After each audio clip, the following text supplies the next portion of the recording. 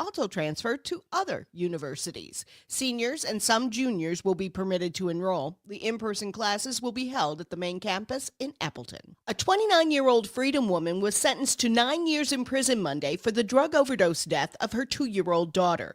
Rosalie Garcia died in January of 2024 after being exposed to fentanyl.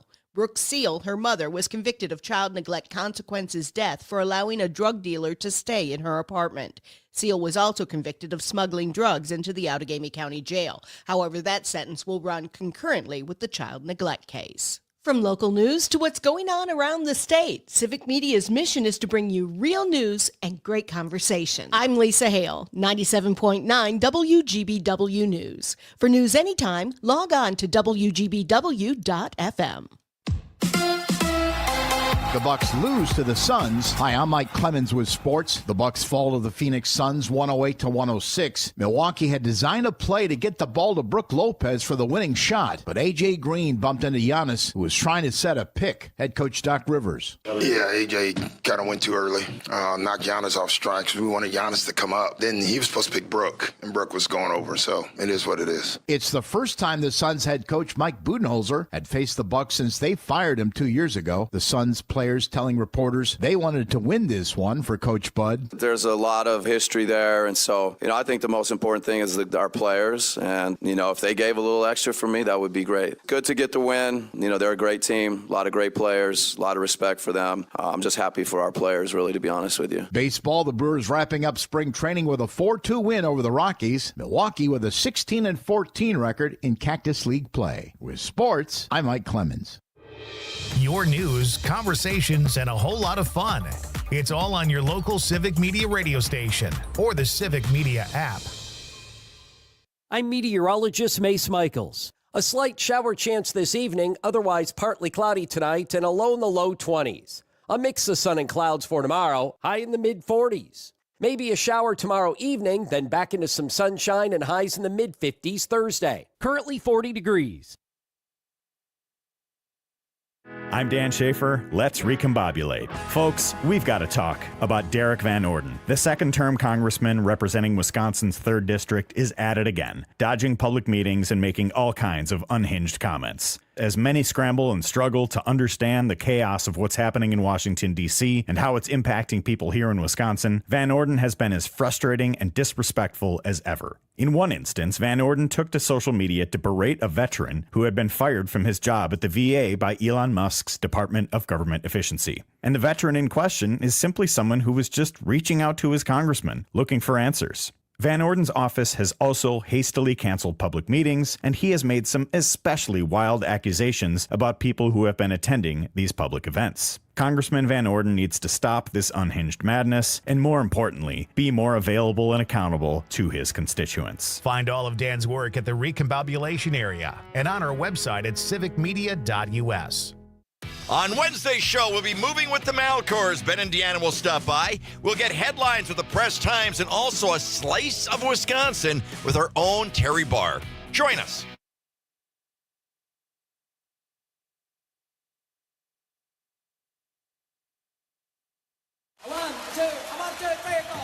Broadcasting live statewide from the Civic Media Studios in Green Bay.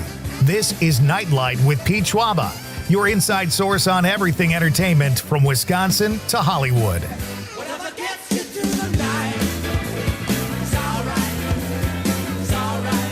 And now, a guy who's had a paper route for 25 years but never collected, Pete Schwaba. I can't take money from people. That's just how I am. So I was sued by my employer for having a paper route. Hey, great to have you with me. Welcome to Nightlight. It is Tuesday night as we broadcast here from downtown Green Bay on this beautiful night in the state of Wisconsin. Hope you had a great day. Hope you're in the mood for some good showbiz talk, folks. A fun question, some good guests. Let's take your mind off the day. Whether it was good or bad, it's good to, as Dan Schaefer says, let's recombobulate, but not politically. But that word means a lot. It can take you places, and we hope to help you have a few laughs here tonight before you head off to bed. Great to have you with me. Conrad is riding shotgun as usual. Did you have a good day? I had a great day, yeah. What was so great about it? Not that I don't believe. I got a good workout in. Oh, nice. What do you do when you work out? We talked about bench last week, but do you have like a Well, I do did a that circuit today, thing or? I got a workout plan kind of that I got from a trainer about like a year ago. Okay. And I did the 2 classes, then just took the program and just now do it myself. Okay. Instead of going to the trainer and, spending Paying the that money. money. Yeah. Those are expensive. Yes, they are. Those trainers, I mean, I think they know their stuff, but I remember when I signed up for Bally's when I was like in my early 20s, my wife and I set up an account and we joined and they wanted us to spend like $500 a pop for a personal trainer. Yeah. So we did because we didn't know. We got suckered into it. The guy had no idea what he was talking about. Like in the moment, we thought he did. Yeah. But looking back, he would say the craziest stuff. I would say stuff like, well, I got back off the road late last night. I only had like 3 hours of sleep. He goes, well, you make sure you go home and get another 5 hours. You need 8 hours. I'm like, you're telling me to go home and sleep for 5 hours in the middle of the day? Like, that's the kind of stuff he was dispensing. And like a couple of years later, I'm like, man, that guy really had no idea what he was doing. Well, so when I was at this gym, not to be named, but I was at this gym and but it rhymes with man at mitness. Wait, no, it's actually not that one. It rhymes with many time. Oh, I almost said a really dirty word, trying to rhyme it with fitness just because I couldn't think clearly. Well, anyways, I wanted to leave because I was like, I'm paying too much money here. And they were like, you know what? We'll give you 3 free training sessions, and if you still want to leave after that, we're okay with it. And I was like, well, I'm not going to say no to free training sessions. So I took them, and I was like, all right, bye.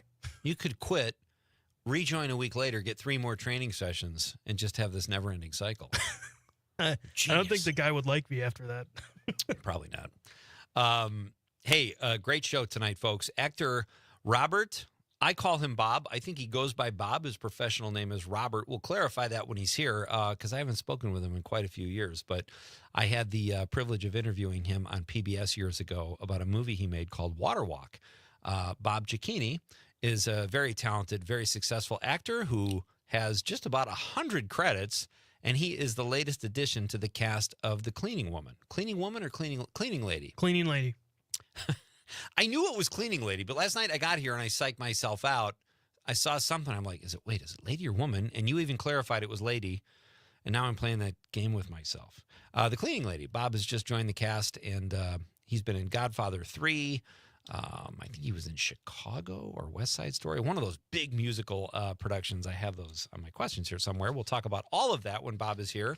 But a really, really solid actor. And he is, I think, Michigan-based, but he was in Wisconsin about 11 years ago maybe to do a show I was hosting on PBS at the time, and that's where I met him. He did this independent film, shot all over Wisconsin, and was even up at the harbor in Menominee, Michigan, about a mile from my house where I live. So we'll talk to Bob about some of his many credits and his experiences as an actor and find out what we can expect on The Cleaning Lady. Have you watched that show?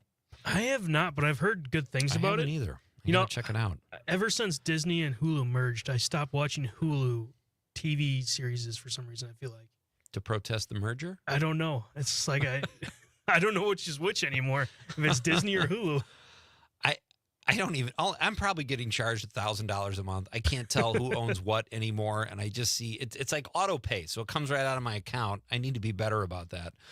Then at 7:20, folks, in the second hour, comedian Kristen Lite will be here. She's a Northeast Wisconsin-based comic, and she's got a lot of stuff coming up that I can't wait to talk to her about. Kristen has been on the show before. You might have heard her with Mino and the Mayor in the morning, but we'll talk to Kristen. She's coming into the studio. Always love that. Great to have an in-person guest, and we'll talk to Kristen at 7:20. So last night on the show, John Roach was here, director of the film A Road at Night. We talked to John for almost an hour, and I really enjoyed the chat. I went home. I started watching his film. He sent me a link yesterday. It's called A Road at Night. It's about Howard Moore, a former UW basketball player. He became a coach. Horrible car accident. His wife and 2 kids in 2019. They were driving at night on their way to Detroit, had a terrible accident. Howard is alive but somewhat incapacitated now. And his son is doing fine, but his wife and daughter perished in the crash, as did the drunk driver that hit them. Great discussion. Find it on the podcasts if you want, folks, because John was a great interview. I went home and finished the movie last night. You know, the first part of the movie is all about how great the Badger community is in Madison and Wisconsin and these people that just love it. And they were there for Howard and all this great stuff. And I went home and watched the last 20 minutes of the movie last night. Bawled. Unbelievably, like, so powerful. I cannot recommend this movie enough. And I know by saying that I started bawling, it's not something you might look forward to, but trust me, there is a great payoff. And this guy, Howard Moore, is just an incredible human being, but I highly recommend it. Hey, we have a really cool contest, Text to Win contest. Our latest one here at Civic Media. It's our Break into Spring Text to Win statewide contest. Your daily chance, ladies and gentlemen, to win a Chula Vista Getaway, Milwaukee Brewers club level tickets, or $100 in cash. What would you take out of those, Conrad, if you got just a daily win? Well, I mean, I think you know where I'd go. Brewers. Oh yeah, right. Definitely. I'm going to a game already on the 19th of April. Super excited about that. Okay.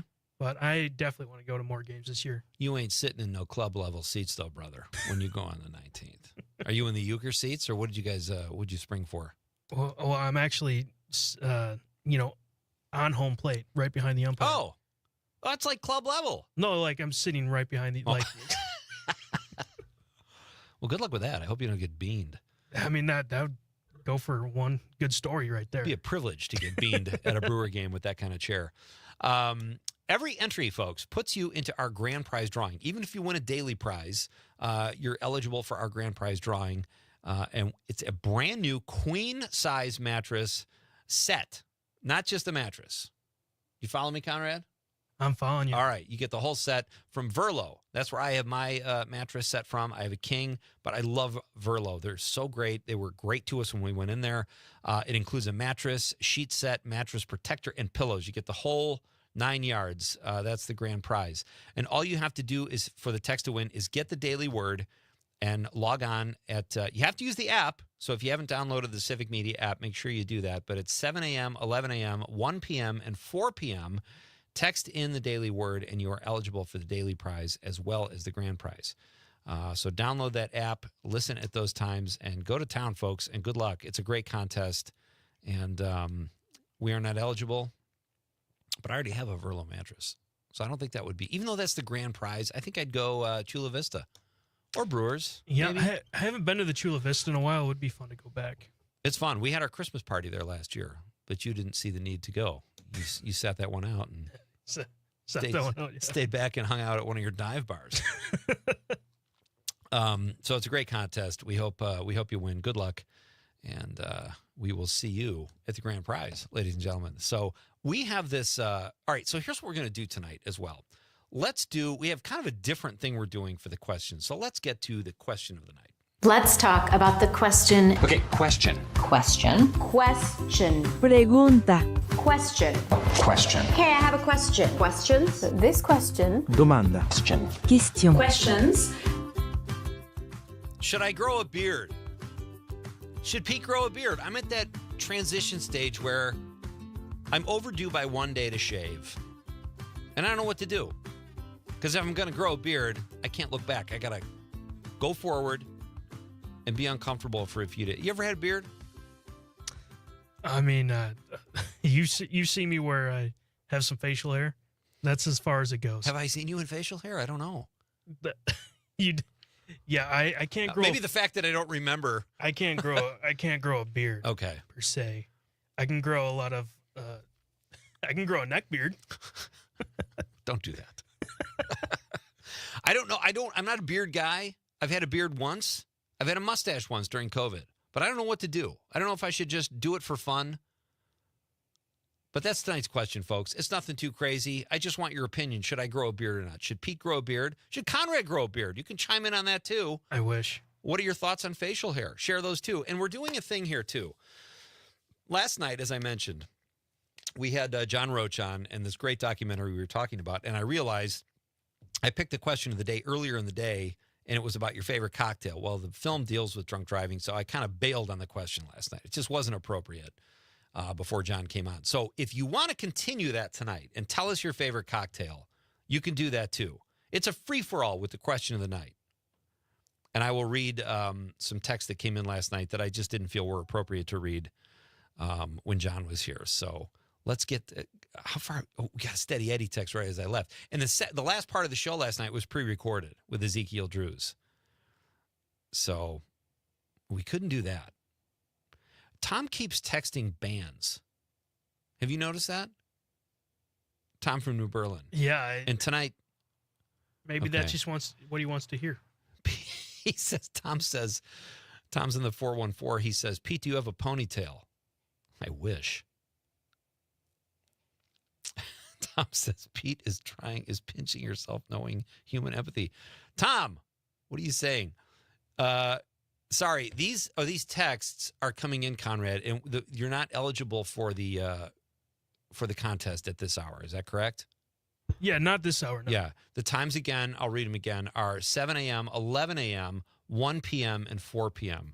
So you're not eligible if you just texted in, Sue. So good luck, though. Text in at those times, and we'll get at it. So I'll read a few texts from last night regarding the favorite cocktail. We said last night's question was if you could have one more cocktail in your life in honor of National Cocktail Day, what would it be? So you can weigh in on that too. I'll read the rest of those texts from last night when we come back. But tonight's question, should Pete grow a beard? I don't know what to do, folks. I either need to shave or grow a beard. We're coming right back. It's Nightlight. Taste your lips, I wanna be a fantasy. Yeah. The talk of Green Bay, WGBW. Ready. While the teams get ready to choose their top draft pick, you can help Mino and the Mayor choose their top craft pick. Northeast Wisconsin is home to amazing breweries, wineries, cideries, and distilleries, and we need your help picking the best. We've drafted 10 of our favorites, but which local craft beverage creator will go to number 1?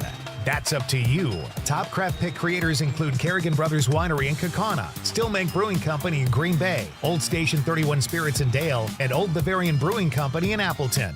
Vote for your favorite now by logging on WGBW.FM and click on Mino and the Mayor's Top Craft Pick. When you vote, you'll enter a random drawing to win $250 in gift cards from participating craft creators. Don't wait. Voting ends Friday, April 18th. Log on WGBW.FM and click on Mino and the Mayor's Top Craft Pick and vote right now. Mino and the Mayor's Top Craft Pick, drafting Northeast Wisconsin's finest one sip at a time. Tuesday, April 1st is Election Day in Wisconsin. It's an opportunity for you to shape the future of the Wisconsin Supreme Court, the Wisconsin Department of Public Instruction, and more. You might ask, why is this so important? Because the Supreme Court makes critical decisions that impact our representation in the state legislature, voter rights, reproductive health, and the very fairness of our democracy. While DPI is instrumental in shaping the educational future of Wisconsin's children, both elections affect all of us and our communities. But here's the good news. When the people of Wisconsin show up, they can create change. The NAACP Wisconsin State Conference is asking you to be a game changer. Wisconsin, don't be fooled. Use the power of your vote. Now through March 29th, mail your absentee ballot or vote early in person, or show up at the polls on April 1st and vote. Wisconsin's future is at stake. Use your voice and protect.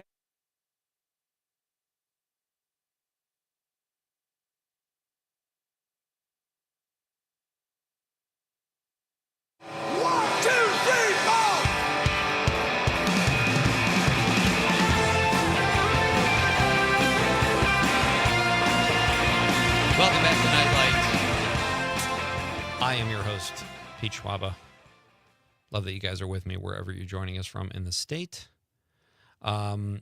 We are doing kind of a funky question thing here tonight. Here's my guess. Dom was talking about bands from the 70s or something, because Tom keeps sending bands. I'm not sure if those were meant for us, but I think Tom, you were aiming those at Dom, who's probably already in his car. You think Dom's home yet? I don't know. I don't know how close he lives to the studio. Exactly. So you're welcome to chime in, folks. Our question last night was, if you could only have one more cocktail, what would it be? I'm going to read some more of the responses we got last night, but also tonight's question, should Pete grow a beard? I don't know what to do. I either have to shave or, let this keep growing.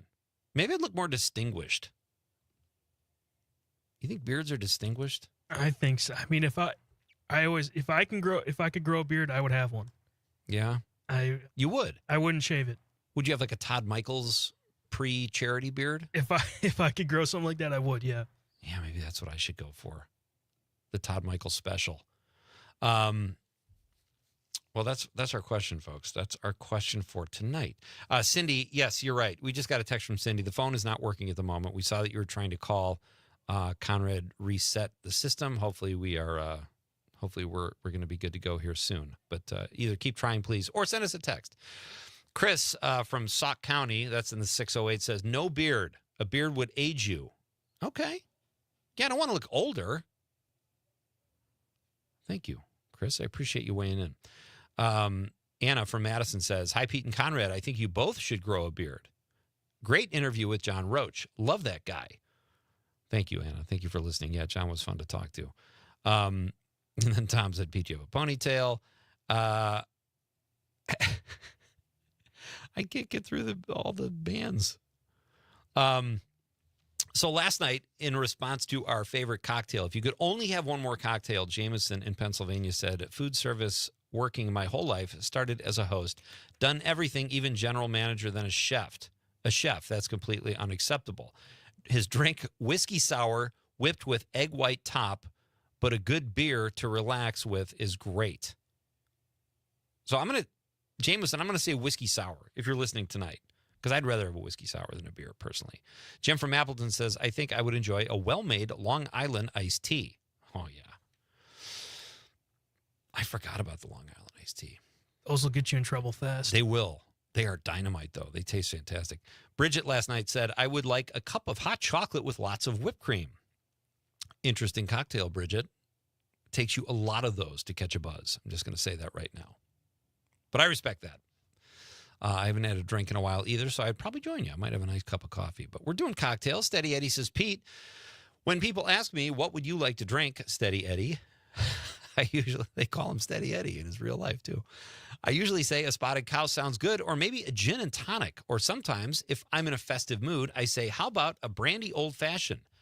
Adding, because I'm Wisconsin nice, if it's not too much trouble. Well done, Steady Eddie. He says, all delicious and worthy and delicious adult beverages. But for my last drink, give me what my heart and taste buds silently long for, a Brandy Alexander. Brandy, ice cream, chocolate with a sprinkling of nutmeg. Heavenly. Boy, that does sound good.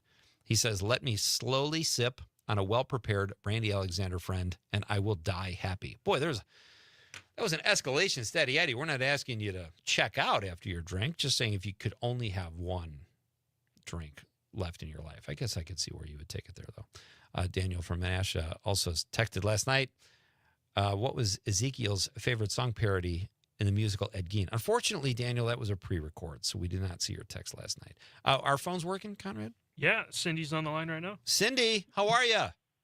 Good, Pete. How are you? I'm doing great. I'm glad you were finally able to get through. Sometimes our phone lines are funky here, so thanks for sticking with us. Yeah. Anyway, I will have a Southern Comfort Old Fashioned Sweet in a really big glass with lots of ice, extra bitters, a cherry, and an orange. Wow, that sounds delicious.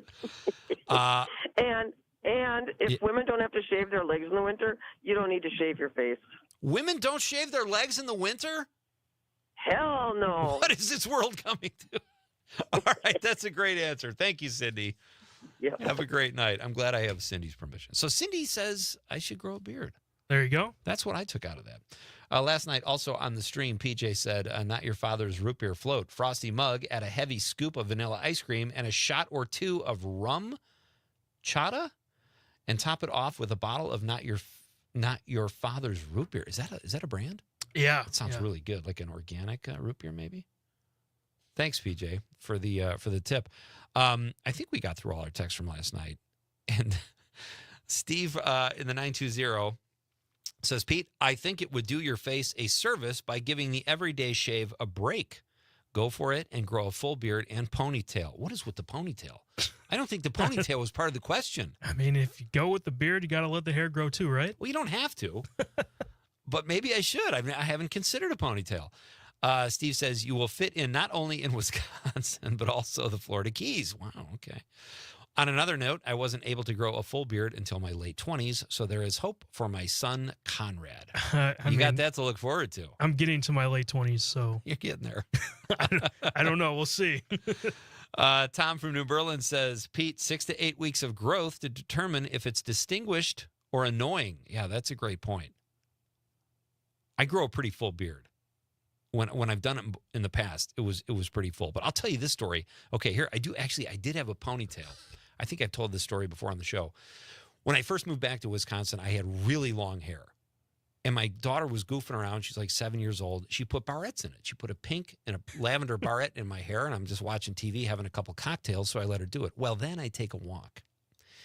And I go through this area of Marinette called Minneconne, where all the tough bars are. So I'm walking. It's a beautiful summer night. I had this huge ponytail, and I have a lavender and a pink barrette in my hair. And I walk past these dudes out in front of the Cactus Bar, it's called, and they were smoking. And I nod at them, and they just kind of look at me, nod back. Like, they must have thought I was, like, out of my mind. So there you go. But they didn't give me any trouble. And you know what, Conrad? It's a good thing. Because, as you know, I'm a muscular 6 foot. Melissa from Madison says, Guinness and a vanilla ice cream float. Yes. That sounds great. All right. Should Pete grow a beard? That's tonight's question. You can chime in on last night's question, too, if you want. If you have one cocktail left in you for your whole life, what would that cocktail be? We're bringing it back. Just share anything that's on your mind, folks. Bob Cicchini coming up next. Great actor. Can't wait to talk to him. It's been years. We'll have fun hearing about his new show, The Cleaning Woman. It's Pete Schwaba and Nightlight on the Civic Media Radio Network.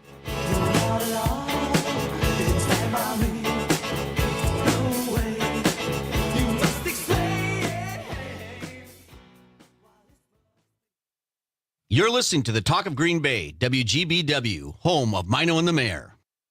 You can always continue the conversation on social media. Share your thoughts when you find and follow Civic Media on Facebook, X, and Instagram.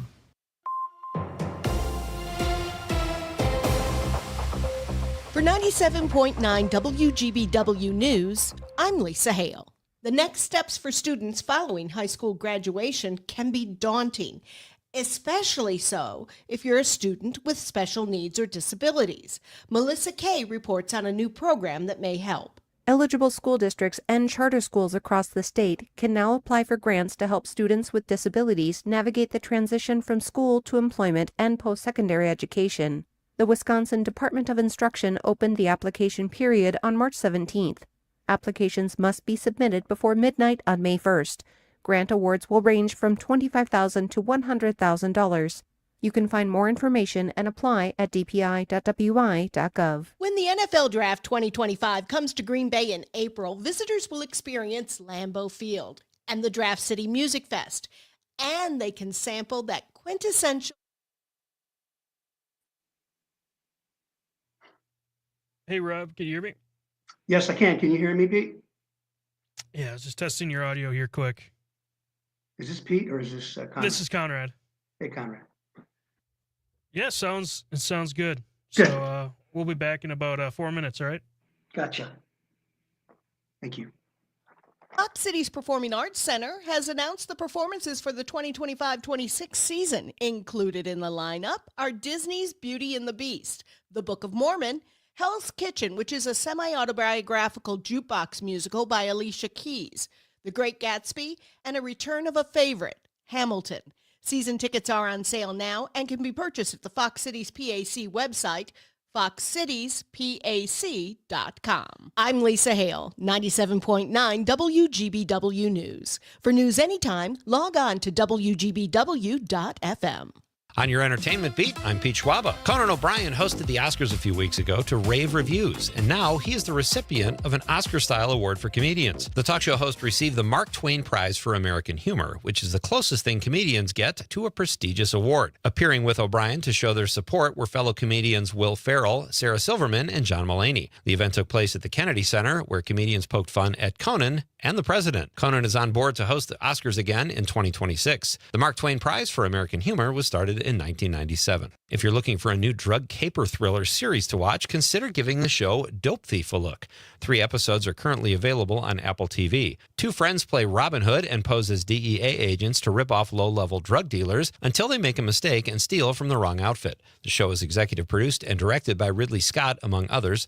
New episodes of Dope Thief drop on Apple TV Friday nights. For more showbiz fun, tune in to Nightlight with me, Pete Schwaba, weeknights from 6 to 8 p.m. on the Civic Media Radio Network. Enjoying this local program? Find the complete Civic Media lineup at civicmedia.us or the Civic Media app. I'm meteorologist Mace Michaels. A slight shower chance this evening, otherwise partly cloudy tonight and a low in the low 20s. A mix of sun and clouds for tomorrow, high in the mid-40s. Maybe a shower tomorrow evening, then back into some sunshine and highs in the mid-50s Thursday. It's 39 right now.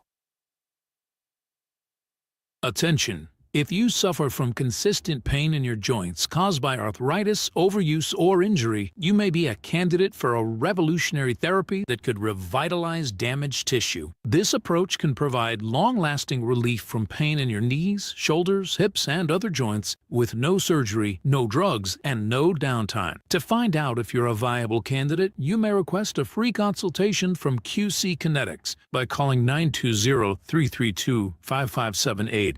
Instead of masking the symptoms, it goes to the root of the problem to resolve it at its source. Already used by thousands of satisfied patients nationwide, this joint pain therapy is available right now to the public, but only for qualified candidates. Again, to find out if you're a viable candidate for this therapy, you may request a free consultation by calling QC Kinetics at 920-332-5578. That's 920-332-5578. Jane Matnair and Greg Bach. Coming up on the show, less than a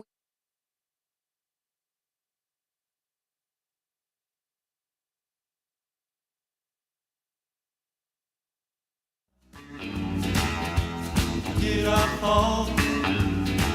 I wanna drive them home.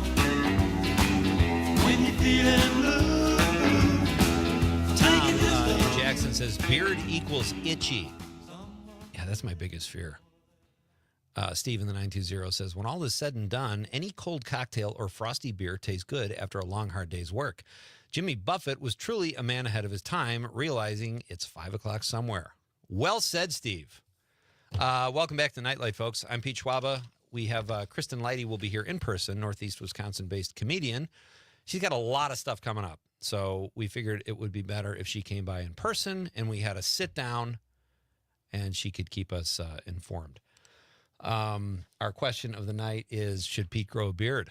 I'm at that transitional point, folks. I either have to shave or keep this train going. So let me know your thoughts, and you can weigh in on facial hair in general, too, if you like.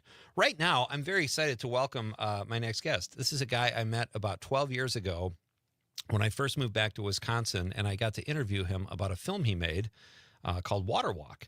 And we will we'll talk about that and many other things because he just joined the cast of The Cleaning Woman, Cleaning Lady. I was just God, what is the matter with me? It's kind of your fault, Conrad. Sorry, my bad. You don't even know why I'm saying that. You're just apologizing. Either way, he's a phenomenal actor, and he joins us now on the stream from California. Bob Cicchini. Bob, should I call you Bob or Robert? Bob, IMDb, call me Bob, Pete. Yeah, I thought so. Well, yeah, I mean, the professional moniker is Robert, but I feel most comfortable with Bob, so. Okay. You know. I do remember you saying that years ago. Call me Bob. Mm-hmm. So it was in my head. I can't get woman or lady straight, but I did remember Bob. So The Cleaning Woman, we'll talk about that, Bob, but it's good to see you. How you doing? I'm doing great. How are you, Pete? Good to see you too. Very well. Thank you. It's I saw this, I think it was in the trades. It was in Variety or Hollywood Reporter or something that you would join the cast. And I'm like, oh, that's awesome. I got to have Bob on the show. because you don't pop up that often on Facebook. Are you not very active on Facebook, or do I just not see your No, posts? I'm just an old codger who doesn't really, participate as much as he should. Well, I don't know if you should, but be nice to hear what's going on with you from time to time. Yeah, well, of course, the prevailing zeitgeist, I think, is I should probably, if I'm going to be on there, I should be on there instead of Right. just this. I just changed my photograph from this, 15-year-old picture. That's a great headshot, by the way. Thank you. My good friend Chase Yee took that. Yeah, And outstanding. you might remember Chase Yee because when he starred in Waterwalk as my son, he was called Chase Macer. Oh my gosh, that's right. Yeah, and Chase is a really fantastic multimedia artist now here in LA. No kidding. Yeah. Well, let's start there, Bob. Okay, because all right, this is how I met. All right, I found out that I had this new gig when I moved back to Wisconsin, hosting this show on PBS Wisconsin about movie making called Director's Cut. And Bob was one of the first people I interviewed. You and the author of the book that Waterwalk was based on, whose name escapes me. Steve Faulkner. Steve Faulkner. Okay. Yeah. And the three of us got together and had a beer at State Street Brats.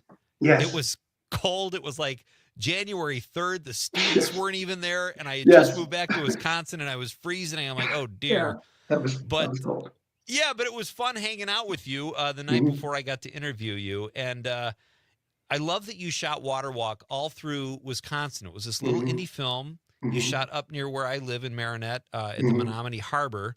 What is going on with that film? Can people see it anywhere? I think you have to contact Roger Rappaport, the producer. Roger produced it. Okay. Yes, Roger produced it. And he's gone on to produce a few other films, all of which were shot in Michigan and Wisconsin. I directed another one of his films a few years later called Coming Up for Air. Okay. Yeah, that stars Deborah Staples, who is now retired from acting, but she was a very well-regarded and well-known Milwaukee theater star for a long time. Deborah Staples. Nice. Yeah. I didn't realize I've interviewed Roger a couple times on Director's Cut, and he was on this show because he had a book out about the kidnapping of Patty Hearst. Patty Hearst. Yeah. And he's a great guest and such a fascinating guy. Yes, he is. I love, too, that you, shortly after you were on that show, and I noticed you had Richard Reilly in your film, who is in every movie. Great guy. Great guy. He and I became friends, and we did like 3 projects within a year together. And I was like, I love this guy. But it was like I met him through Roger, and then he was in this film I was in, and then this. Did you cast him, or did you already know him? Or did you make him audition? How did that work? No, we already knew him, and we were just trying to find a spot for him, hoping he would say yes. Yeah. Yeah. He's a great Wisconsin actor. I mean, he's been in LA for years, but I truly, he's been on this show several times too, and just a great Yeah, guy. he just works nonstop, and he's a great guy, and he just has a marvelous gift for bringing his true spirit, his true nature to all the parts that he plays. Definitely. Yeah, so it was great to work with him. So I noticed, Bob, I was on your IMDb page today, and it said you have 99 acting credits, which is incredible. But your next gig you book will be a milestone, my friend. That's the big one, the big 100. If that's even accurate, maybe you've surpassed it all. I think I've already surpassed it. I've taken a peek at it, and there's some obscure stuff that for some reason didn't make it on there. So yeah, I've passed the century mark. That's great. All right, so tell us about The Cleaning Lady. This show is like in season 3. You just joined the cast. I think you play a lawyer, but tell us about your role. Yeah, it's The Cleaning Lady, originated on Fox. It's going to premiere tonight. Season 4 will premiere tonight on Fox. And you can also stream it on various platforms, Hulu, I think HBO Max. So if you wanted to start from the beginning, you can do that and stream it from season 1. Yeah, and it's a very cool show, and I think the conceit of the storyline is very, very clever because it manages to blend 2 very popular TV genres, hospital and crime. you know, and it does it in a very, very clever way. So it's not at all contrived. I'm joining the cast for season 4. My first episode will be episode 4, and I play a guy named Joel Herman, who's an assistant district attorney in the city of Las Vegas. He's a really fun character to play. I love playing the part. I think the character was conceived by one of the writers and producers, Helen Childress. There's a little tiny bit of, for those of you of a certain age, of a Columbo-esqueness to this guy. Oh, nice. Yeah, and just a touch. But he's very clever. He's disarming. He's got a wonderful sense of humor. He's got a way with words, but he's also extremely devoted to his job, to the idea of justice, and he's a dogged investigator. And he is a lawyer, but sometimes he feels more like, a PI, Okay. It's been a lot of fun. I think the character's colorful and doesn't fall into a stereotype of what you think of as like a television crime drama district attorney, Right. He's a real person. He's fun to play. Which I'm sure for you as an actor, you don't want to play a cliche. You don't want to play a character that's been done a million times. You want to bring something colorful to it or something unique. Sure. Yeah. Even if the part is written as a cliche, which this one is not, as an actor, you're always looking for another way in, to Right. make that person authentic. My guest is Bob Cicchini, also known as Robert Cicchini professionally. He is one of the newest cast members on the hit show, The Cleaning Lady. We're talking to Bob. Bob, I have so many questions for you because I think your body of work is so great. But let's stay on The Cleaning Lady for now. How is the cast? Like when you come onto the set as a new hire, are they welcoming? Are there other actors you already know or that you want to work with? There weren't any actors that I already knew. And I loved working on the set. I felt welcome right from the very beginning. From producers through the cast, through the crew, all the way through, so it is a nice feeling. That doesn't always happen that way, Yeah. But I felt a strong sense of flow throughout the process. The cast members are super talented, super good at what they do. Elodie, Santiago, Martha, I had an opportunity to work extensively with all 3 of them, and just really gifted, generous actors. Nice. Yeah. Do you have a like when you started, Bob? Did you start in theater? I think you're from Michigan, right? Yes, I'm from Detroit, basically, and I did start in theater. Yes. Okay. Yeah, the first on-camera work I did was at Wayne State University. I was a student, and a couple of film students. One of them was Bruce Shermer, who has worked on Water Walk. He was the DP on Water Walk. Was a film student, and he saw me playing Renfield in Passion of Dracula. Oh, sweet. Yeah, at the Bonstell Theater in Venerable Old Theater in Detroit, and asked me to do a film with an actor named Mark Corkins. Mark is also a very well-known actor in Wisconsin now. He worked at Milwaukee Rep for a long time, and he lives in Milwaukee.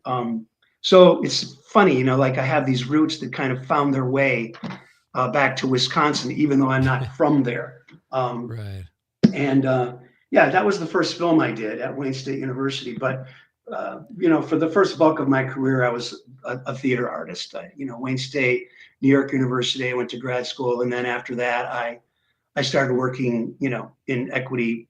Well, prior to that, non-equity shows, and then finally equity shows, and then I got a big break when The Godfather 3 was cast, and that was my first, big film. I'd done a couple of student films before that, and I think a walk-on part in like a movie of the week or something. but the Godfather was my first, like, real solid film experience. And so And how that about was, that? I was going to ask you about that anyway. Your first big film is The Godfather, one of the most famous franchises ever, and Coppola directed it, right? yes, Francis Were you Coppola nervous? directed You must have been thrilled, but kind of nervous too. Yeah, I guess so. I mean, absolutely thrilled, like seventh heaven thrilled. And yeah, I was nervous, but it wasn't an overwhelming nervous situation. I felt like I had the appropriate amount of adrenaline. Let's put it that way. But that for me, I don't know. I don't think for most actors that never really goes away. Right. There's always that feeling of you're taking a risk. How did you feel when you wrapped on that movie, Bob? Like, it's your first big film, huge director. Did you felt like it went well? What did you take away from the experience? I felt like it went really, really well. I had gotten some good feedback from the first a couple of times, and that was very helpful to me because I was so green. I didn't know how to judge things, and like you say, when we wrapped, to me that was just there was a party that I went to, but it didn't dawn on me at the time that, like, this is a tradition, this is how it works. I was just kind of playing it day by day. Every day was a new adventure. When I first got that part, Pete, I was told, you're co-starring in The Godfather with Al Pacino, Diane Keaton, and Andy Garcia. That's what the words were that I heard from the late great Fred Roos. Then a few months later, I was told by one of the casting directors, "I'm really sorry, but it looks like your character's only going to be around for maybe like a day." Oh man. So that was like Bob, that was a big shock. Let's pick up right there. We got to do a really quick break, and we'll come back and hear the rest of this. Bob Zucchini is here, folks. We're coming right back. It's Nightlight with Pete Schwaba on the Civic Media Radio Network.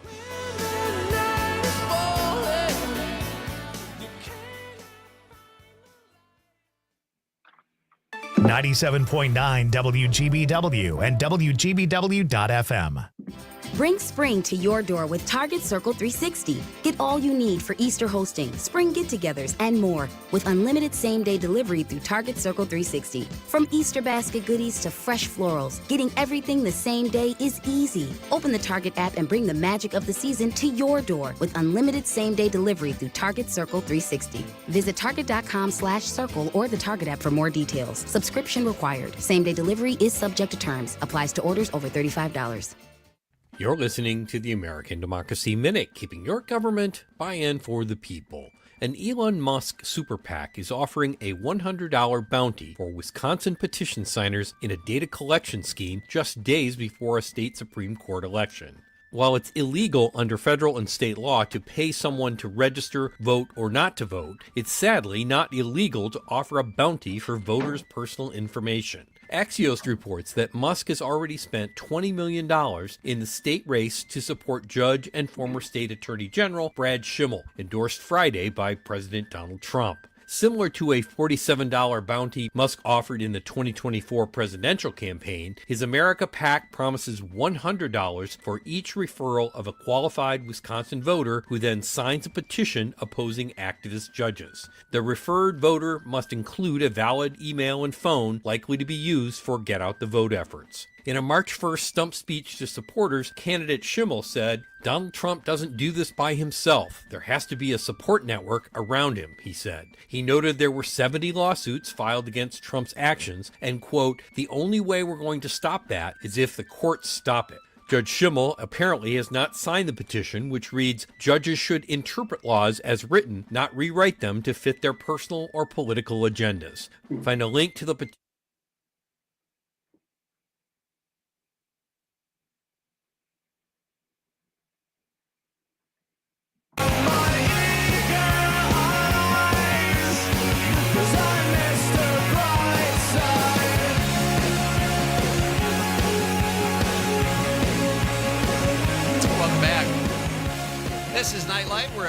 joining us from around the state. It's great to have you on this Tuesday night. Conrad's mom says, grow out the beard. I like beards. If you don't like it, you can always shave it off. Your mom might live in Florida, but she's got that practical Wisconsin philosophy. I like that. Yep. That's great. Thank you, Paula. Well, you got to start growing it before it gets too hot. Yeah, really. Are you a beard guy, Bob? You ever have a beard? Well, I just got my little goatee happening, which I've had for several months now.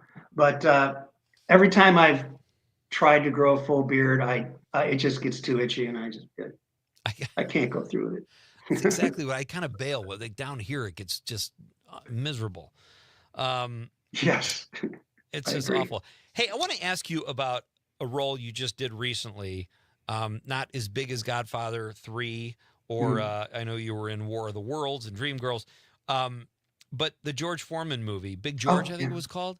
You played Angelo Dundee. That's a cool role. Were you excited about that? Oh God, I was so excited about that.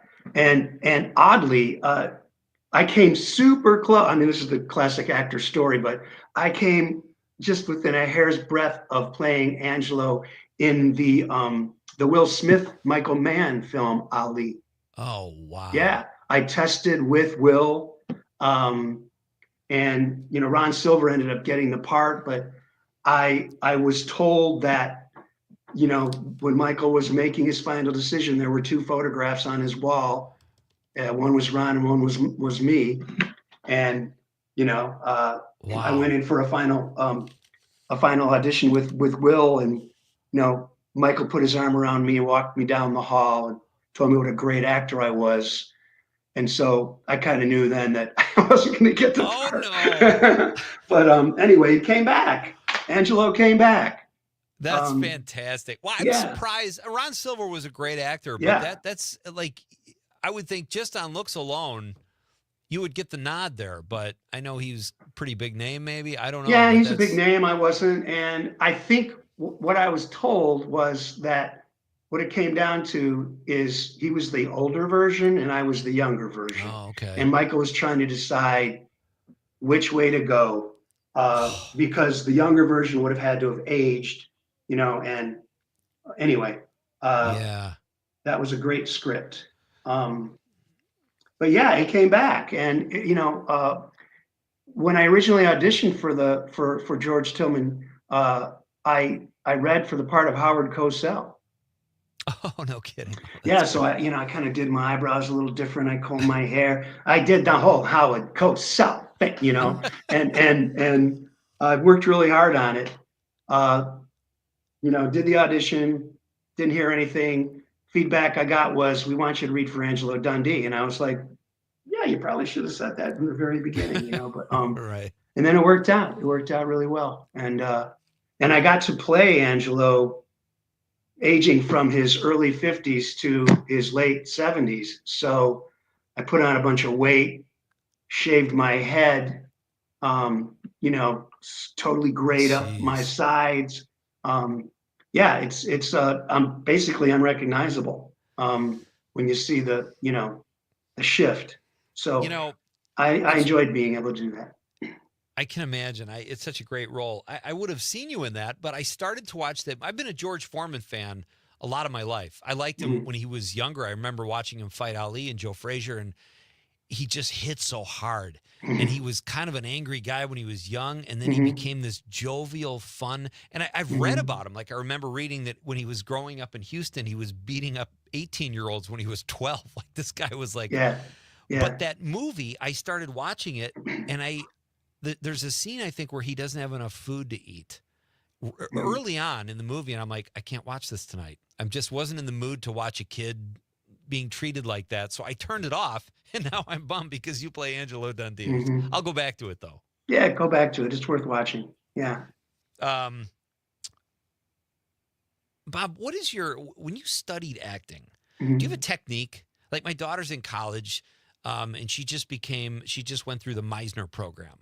Oh, and I know okay. there's Meisners, there's Strasberg. Mhm. What was did you have a technique that you studied and kind of stuck to? I studied with a lot of different really good acting teachers, and the techniques that I use are basically skills and techniques that I've collected from each of them.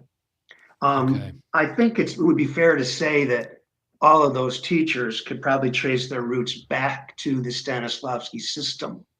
You know, so when you talk about Strasberg and you talk about Meisner, talk about Stella Adler, Bobby Lewis, those actors, those acting teachers that are kind of like the Mount Rushmore of American acting teachers in history, you know, they were all in the group theater. And, you know, they all studied Stanislavski. Stella Adler and a couple of the other actors actually went to, you know, Moscow and studied with them, brought back this technique to the group theater, which is a politically motivated theater troupe that Clifford Odets was like their main writer, and Harold Clurman, and you know, and all those people were in that company, and they developed their own version of the Stanislavski system. And then when you look up at Strasberg or you look at Meisner, Stella Adler is kind of more true to the whole Stanislavski system, as is Bobby Lewis. Strasberg focused more on the emotional, psychological realism aspect of Stanislavski's system. Meisner focused mostly on communication, listening, and receiving. But if you read the Stanislavski books, those are chapters in his system, you know? Hey, Bob, can we keep you for a few more minutes after the news? Yeah, all right, let's pick up there. That's fascinating to me. Bob Cicchini is my guest. He is the star, or one of the actors on the new season of The Cleaning Lady, and we're talking to him here tonight on Nightlight. We'll have more with Bob in a few minutes after Civic Media's news team tells you what's up. It's Pete Schwaba and Nightlight on the Civic Media Radio Network. And I'm telling you, it's too late to turn back now. I believe I'm falling in love. This is the talk of Green Bay, WGBW. Todd Albaugh. Hey, everybody, join us next time. Our old friend Trygve Olsen, senior advisor at the Lincoln Project, has some new polling data in terms of the spring race in Wisconsin. We'll discuss it. Join us. The Todd Albaugh Show, weekdays noon till 2. Did you know that Wisconsin has a new, quick, and free online tax filing tool called IRS Direct File? Direct File is changing how people file their taxes and bringing more money into our state through the federal earned income tax credit and child tax credit. File your federal and state taxes online directly with the IRS from your smartphone or computer. On average, file in less than 1 hour. Available in English and Spanish. Visit directfile.irs.gov to see if you're eligible. Sponsored by United Way of Wisconsin. This is your local Civic Media radio station. Want to hear even more? Anytime? Find all of it at civicmedia.us. This is 97.9 WGBW Denmark, Green Bay's real news and great conversation, a Civic Media radio station. ABC News, I'm Dave Packard. More reaction after a reporter for The Atlantic was accidentally included on a group chat that detailed plans to strike Houthi rebels in Yemen before it happened. ABC News White House correspondent Karen Travers. President Trump downplayed the issue, declaring there was no classified information in the Signal group chat and suggested Atlantic editor Jeffrey Goldberg could have broken into the chat, despite Goldberg reporting he was added by the National Security Advisor Mike Waltz. The president said Waltz himself would lead the inquiry into how this happened. President Trump signing an executive order aimed at overhauling the U.S. election system. The White House says it will cut down on illegal immigrants on voter rolls and will have sweeping effects on how Americans can register to vote on ballot counting as well. Talks between the U.S. and Russia continuing in Dubai today for a proposed partial ceasefire in the 3-year-old war in Ukraine. Worry over inflation and tariffs sinking U.S. consumer confidence to a 12-year low, says the Conference Board. This is ABC News. I'm Lisa Hale with WGBW News. Your news in depth. Find it in the news section at WGBW.FM.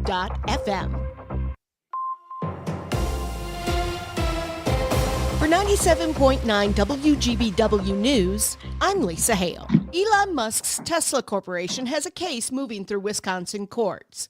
You see, Wisconsin has a law that prohibits factory stores from owning and operating dealerships.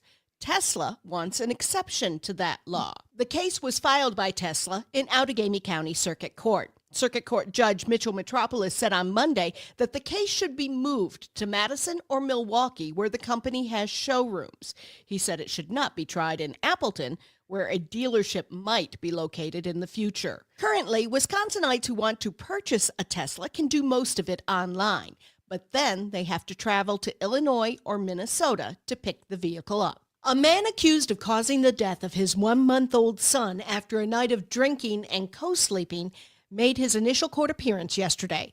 35-year-old Michael Donnelly of Appleton is charged with reckless homicide for the April 2010 death. According to the criminal complaint, Donnelly at first denied drinking the night the baby died, but changed his story later. The criminal complaint does not say why the charges are being filed now, 15 years after the fact. Donnelly is being held on a $100,000 cash bond. He returns to court April 7th. 66-year-old Richard Klimek of Appleton was sentenced to 21 years in prison for several sexual assaults of children at a Wapaka County campground. Klimek was convicted of child enticement and repeated sexual assault of the same child. All of the victims mentioned in the criminal complaint were younger than 12 when assaulted. Some of the assaults happened in Klimek's Appleton home. Klimek will be on the sex offender registry for life and will have 7 years of extended supervision after his release. I'm Lisa Hale, 97.9 WGBW News. For news anytime, log on to WGBW.FM.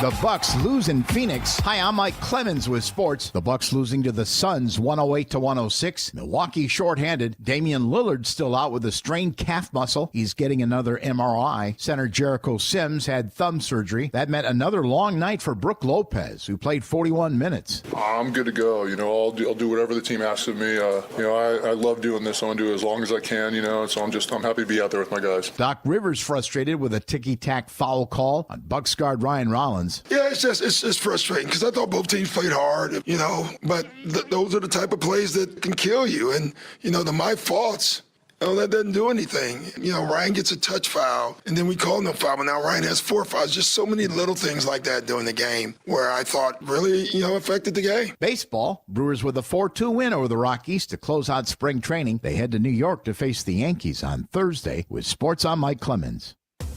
Local radio for you and your community. It's Civic Media's mission with stations across Wisconsin. Find your favorites at civicmedia.us.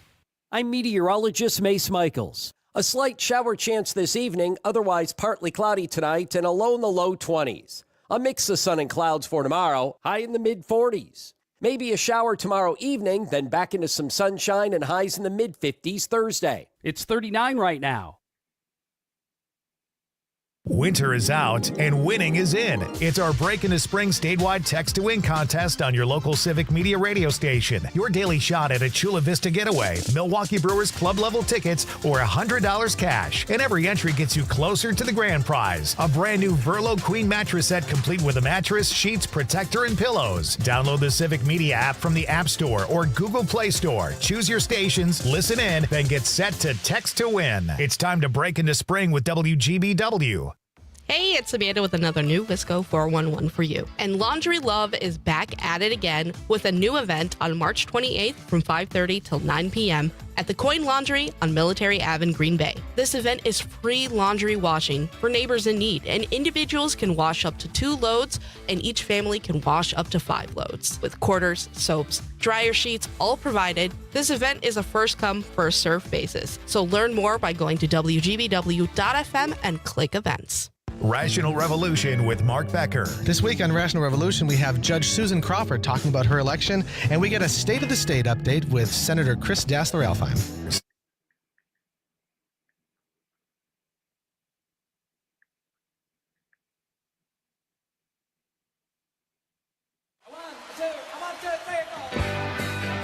Broadcasting live from the Civic Media Studios in Green Bay, this is Night Light with Pete Schwaba, your inside source on everything entertainment from Wisconsin to Hollywood.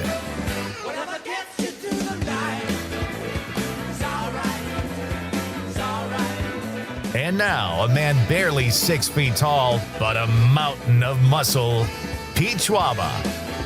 Welcome back. I am Pete Schwaba, ladies and gentlemen.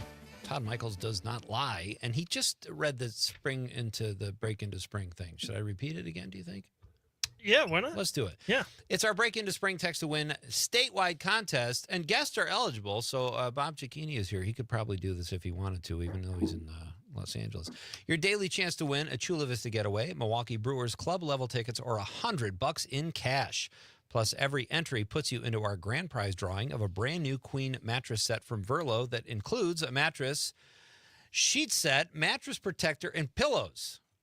Times for the text to win are 7 a.m., 11 a.m., 1 p.m., and 4 p.m. So you have to use the app, folks. If you haven't downloaded the Civic Media apps, go ahead and do that, and then you just click on the little text icon, and it's the daily word, right, Con? Yep. Text in the daily word, and you are eligible for the daily and the grand prize. Good luck, everybody. We have Kristen Leidy coming up at 7:20. She'll be here in the studio talking about several shows she has coming up. Right now, we have a few more minutes with our friend Bob Cicchini. Bob, do you have a role that you... Oh, let me ask you this first. What are your favorite kind of roles to play?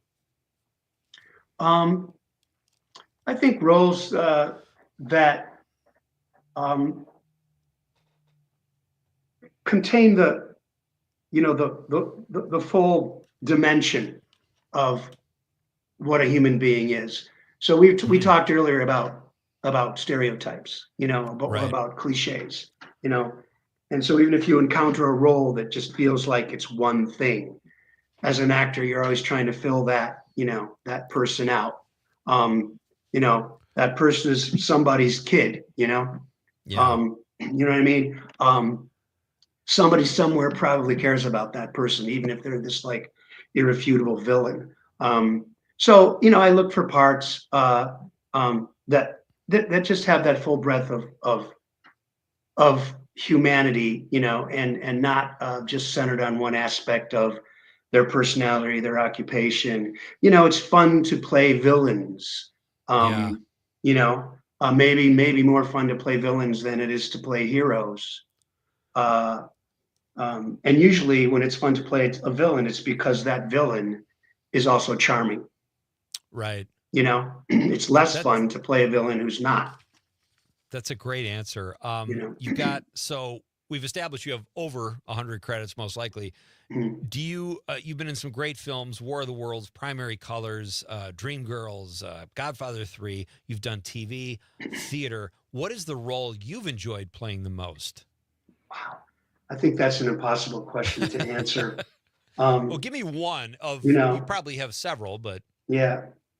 I mean, because acting experiences aren't just about the role, it's an experience that involves a teamwork, Sure. And in theater and in film, there's lots of other people involved, and that experience invariably affects and becomes part of your performance, your experience of the performance. So when you're asked, what did you, so for instance, The Godfather,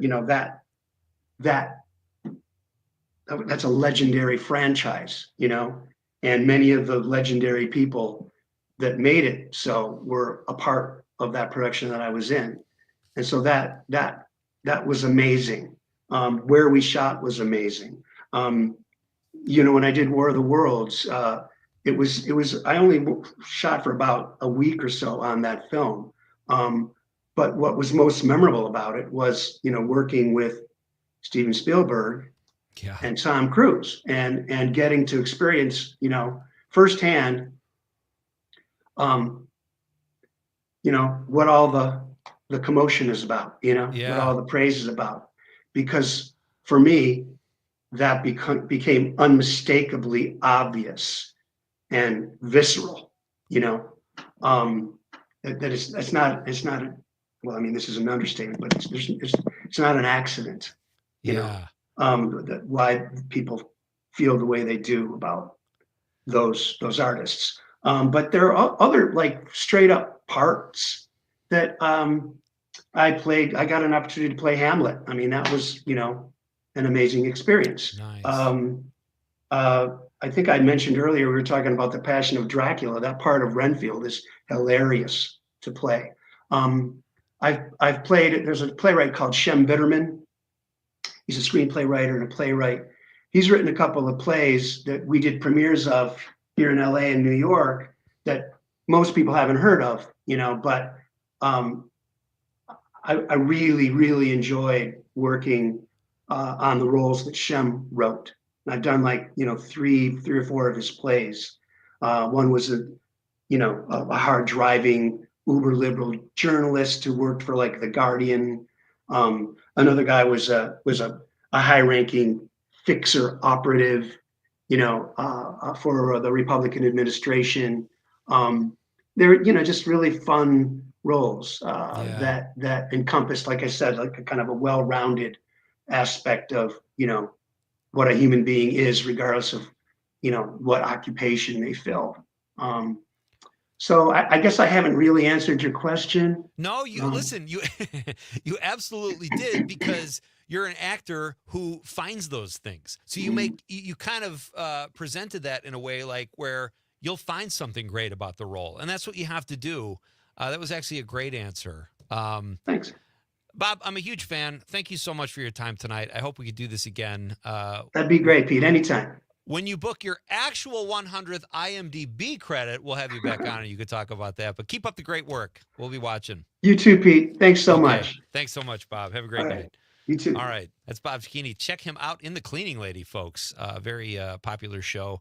And Bob does great work. I've seen him in so many roles, and he just brings his A game. I'll have to ask him next time about directing. I wanted to get there, but we were running out of time. So Kristen Leidy will be here in a few minutes in the studio. Todd Michaels checks in on the stream and says rat tail. There you go. Okay.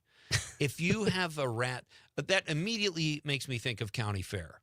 That's the only place I see rat tails anymore. Because a rat tail is just like the single thing going down. It's not like a full-blown ponytail. Yeah. Oh, man. Those should be retired forever. So we were talking about Snow White. And this is incredible. This is one of the lowest rated movies ever on IMDb. And I almost wonder if that's some kind of campaign that people like it got a mid-40s on Rotten Tomatoes. Critics don't love it. Did okay at the box office, underperformed slightly. 75% of audiences like it, but a 1.8 user rating on IMDb. That is incredible. And did you see how many people voted for a 1 star on there? It was 86,000 people voted 1 star on that. I can't believe 86,000 people go to IMDb. A lot of people I talk to still don't even know what it is. Yeah, I've never seen. I've seen my fair share of bad movies. I've never seen them rated that bad. Well, I pulled up a list on IMDb, the lowest rated movies. There's 100 titles. Disaster movie, 1.9. Super Babies, Baby Geniuses 2, 1.5. Kirk Cameron's Saving Christmas, 1.3. And these are thousands and thousands of votes. Not quite 86,000. House of the Dead, Son of the Mask. Oh, Son of God. I have a story about Son of the Mask. Jamie Kennedy decided he was going to follow Jim Carrey in that role.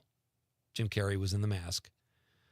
Jamie Kennedy, we sold Greg Gliana, who has been on this show, he and I sold a script to Warner Brothers called Dream Girl. It was like a Notting Hill meets Fatal Attraction, crazy comedy. We had Jack Black in mind.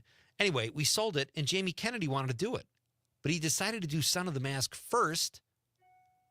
And it kind of, I don't want to say it killed his career, but he had just done Malibu's Most Wanted, which was a success. And Son of the Mask was kind of a bomb. And all I could remember thinking, because I loved Jamie Kennedy. He's so talented. I'm like, why would you follow Jim Carrey? Should have done Dreamgirl. But that got a 2.4. Snow White is lower than Son of the Mask. That's saying something, because the Son of the Mask is terrible.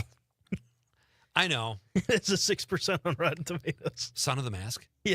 Oh, God. Oh, that's horrible. All right, so The Office dropped this week, back in Yesterday. 2005, I think. Yeah. Let's hear some Toby. I'm in the mood for some Toby. Can we play the clip? Either one of those Toby clips is fine. I'll let you pick.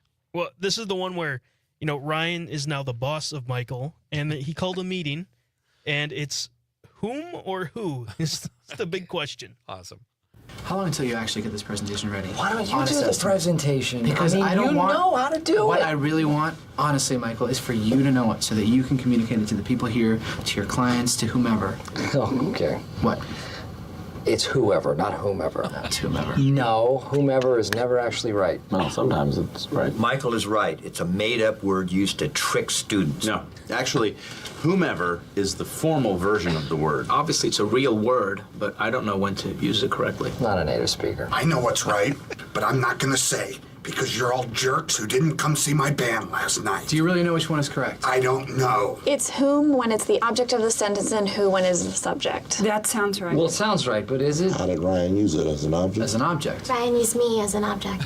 Is he right about that? How did he use it again? It was, Ryan wanted Michael, the subject, to explain the computer system, the object. Thank you. To whomever, meaning us, the indirect object, which is the correct usage of the word. No one asks you anything ever, so whomever's name is Toby, why don't you take a letter opener and stick it into your skull? Hey, this doesn't matter, and I don't even care. Michael, you quit the other job, you're fired here. My two favorite Office characters, other than the big 3 or 4, Kelly Kapoor and Toby. Her and that was so funny. Ryan treated me like an object. And then my favorite Michael Scott line maybe ever is when he says he hates Toby so much because Toby is always foiling his jokes or whatever. And he says, if I was trapped in a room with Hitler, Osama bin Laden, and Toby, and I had a gun with 2 bullets, I'd shoot Toby twice. AJ checks in on the text line, the 608. She says, hello, Pete and Conrad. Facial hair is great as long as it's clean and works well on your face. I would love to see you grow a beard out, Pete. Thank you, AJ. Just be aware, hot weather will be here soon. Did you ever grow facial hair out that you liked? Interesting. I'll answer that when we come back. And we will be back in just a moment, folks. And Kristen Leidy will join us in the studio. Northeastern Wisconsin-based comedian. She's got a lot going on. We'll talk about it next on Nightlight with Pete Schwaba on the Civic Media Radio Network.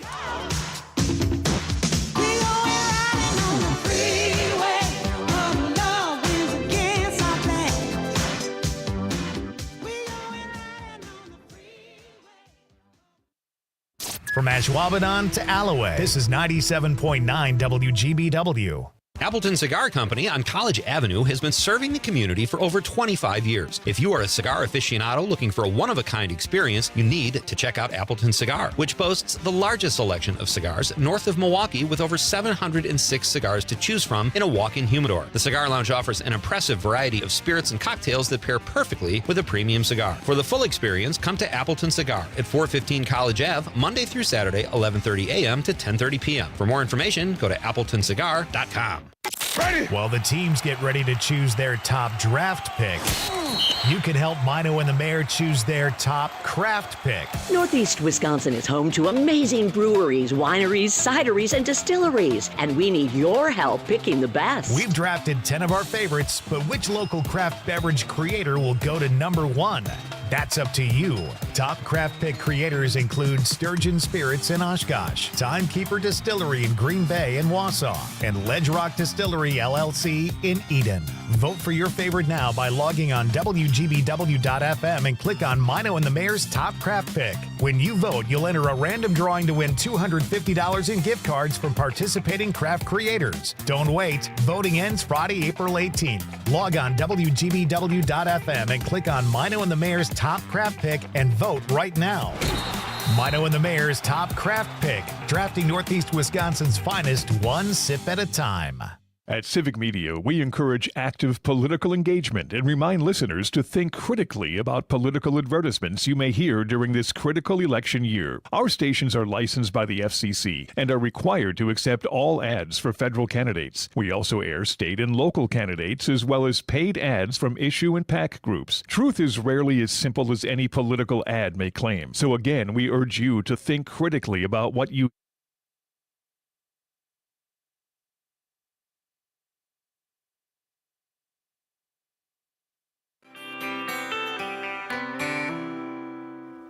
There's a problem with feathers, iron, bargain buildings, weights and pulleys.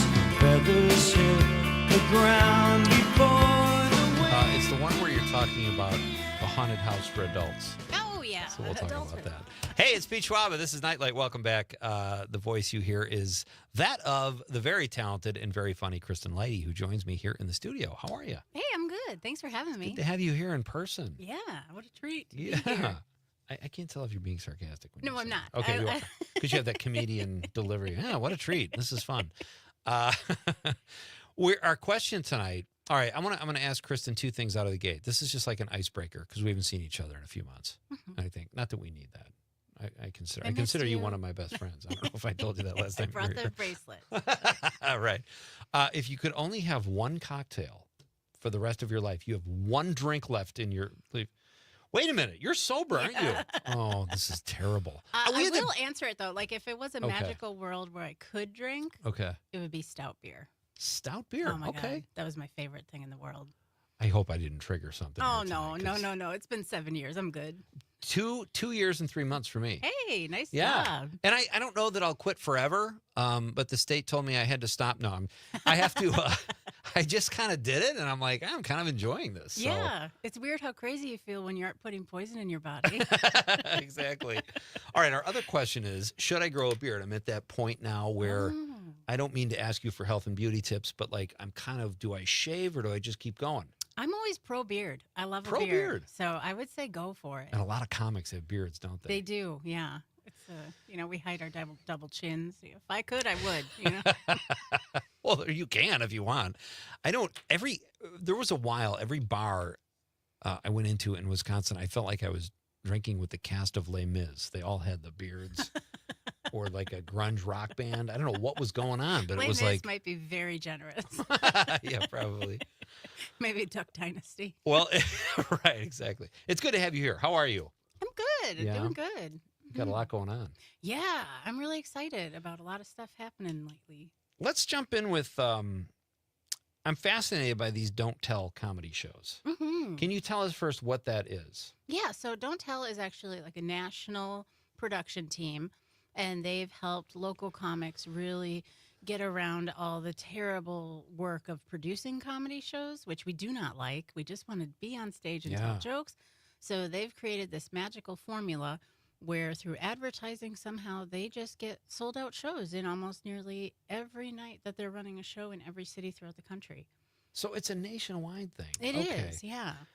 It's confusing to me because it sounds like don't tell means you don't want people to go or something, or you're trying to keep it under the radar. And A little fight club for comedy.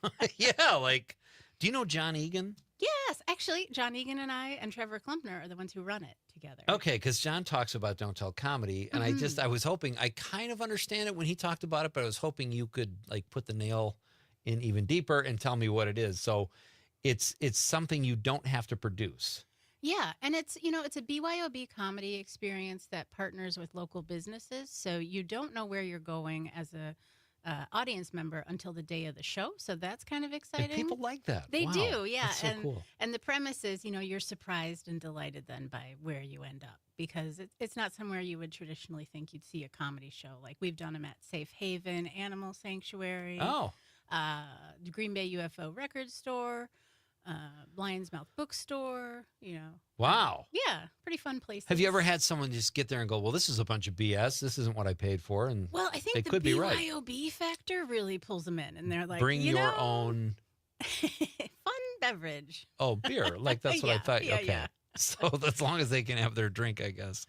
That's cool. Okay. So you don't know where it'll be. What's coming up with that? You said you have Yeah. a show at the end of March. Yep. So we've got shows this Friday in the Appleton area, and then Saturday in Green Bay. Okay. And we've got a headliner coming in from Detroit. He's very funny. Oh, nice. Now, how does that work with getting people there? Do they find out last minute where it is, or is it like a bus trip or what? Oh, yeah. They get an email the morning of, sometimes the day before, okay. that tells them everything. Okay. Yeah. So it's kind of like a fun scavenger hunt for your night out. Yeah. I have a full understanding now. Oh, good. I'm And glad. You're much better at explaining things than John. I will just say that. No. So you've got, let's do this. Let's play the clip, Conrad. This is some of Kristen's comedy. I love this routine. This is Kristen talking about haunted houses for adults. So I decided I want to make something truly scary, right? For people my age, maybe? A haunted house for those of us in our 40s. First room, you walk in. It's a financial planning session where they tell you how much you should have already saved for retirement. It's so much, you guys. Next room, it's everyone you went to high school with in their multi-level marketing scheme. That was a tepid laugh. Oh, crap. Do we have exciting opportunities for me here tonight? So I want to ask you this, because I remember when I used to do stand-up years ago, it's scary. You don't have a 401k. You don't have any of that stuff. And that's why maybe I probably like that bit so much. But I remember there used to be a group called the National Association for the Self-Employed, and they offered you insurance and all that. And I was like, this is great. And it was crazy expensive. But how do you just have to be sharper about that stuff and more informed as a comedian? I think a lot of people have rich parents, and that I've heard is really helpful. Damn. I know. I'd love to be a trust fund kid. Yeah. No, I think, most of us have day jobs, and that helps us in this economic nightmare that we live in. Like, I have a day job that I actually love very much. I work for the teachers union, and I think, it is hard to be a full-time comedian, because if you're depending on jobs to get paid, it can also start to affect your narrative and what you want to say. And that's something I didn't want to do. Oh, that's a great answer. My wife is a teacher. I told you that. And I thought union membership was down, but you said it's coming back. And I don't understand teachers who vote against themselves. It is fascinating to me, but I know a lot of them do that. They do. I think it's very easy to get caught up in rhetoric that is scapegoating and hateful, and it just turns you against your values. And I think that lately there's been a real push to, really dive into this sense of individualism and ignore the collective. And, certain things have to exist for the betterment of society. Like we need schools, healthcare, education, all these things we need to be a better society. And if we keep gutting it, it's not going to be great to be here. Every person for themselves, Kristen. Yeah, I hate that. I know. It's kind of selfish, because I know I'd do fine. Because I can kick a lot of ass, right, Conrad? You've seen me out there. All right. Kristen Lite is here. We are going to jump back more into her comedy. If you want to talk more about your day job, we can do that. Do you ever hire leg breakers as a union person? We don't talk about that. All right. Kristen Lite is here. We're talking comedy. When we come back, we're going to find out where you can see her performing in Wisconsin. And what else can I ask you about, Kristen? Maybe we'll talk. Have you seen Snow White? I have not. All right. We won't go there. We'll be right back after the news. Civic Media's news team is waiting. It's Pete Schwaba and Nite Lite. A WGBW, home of Mino and the Mayor. Your news, conversations, and a whole lot of fun. It's all on your local Civic Media radio station or the Civic Media app.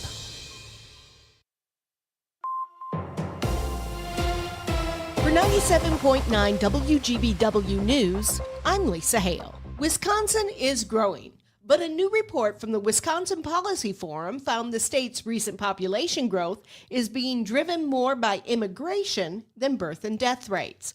According to the report, domestic and international migration has been a driving factor in population growth since 2022, as natural population change decreases with lower birth rates. Officials say over a 3-year period from 2021 to 2022, Wisconsin gained nearly 82,000 residents through net migration. The largest change came with over 28,000 migrants in 2024. A Wisconsin company has developed a soybean-based firefighting foam. Meteorologist Brittany Merlot tells us more. Cross Plains Solutions is the company behind the soy-based firefighting foam. Dave Garley, Chief Technology Officer at Cross Plains, says its product is certified for Class A and B fires. That's correct, yep. NFPA, National Fire Prevention Association, is a governing body that sets standards for Class A and Class B foams. Jason Wiley, the fire chief for the Rock Falls, Wisconsin Fire Department, says the soy firefighting foam is as easy to use as traditional foam. On our truck, we got 1,000 gallons of water and we got a 20-gallon foam tank. And quite literally, when we need to use the foam, we just push a button on it. It comes out a certain percentage that we sell in the truck, and away we go. And Garley says farmers can also use the soy foam to fight combine fires. Because the firefighting foam is soy-based, it contains no PFAS chemicals. WGBW has an e-newsletter that comes out twice a week, and it is filled with stories you care about from the greater Green Bay area. Subscribe today at WGBW.FM. I'm Lisa Hale, 97.9 WGBW News. For news anytime, log on to WGBW.FM. On your entertainment beat, I'm Pete Schwaba. Film festival fans, this is for you. Tickets are currently on sale for the upcoming films at the Wisconsin Film Festival.